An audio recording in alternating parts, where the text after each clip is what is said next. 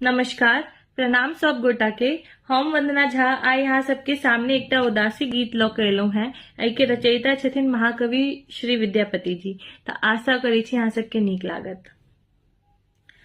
कथी लाए प्रीत लगा रे जोगिया, लगा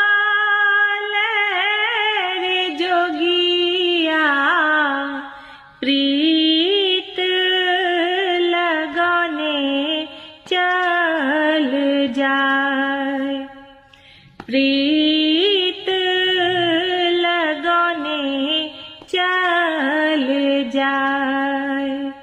कथी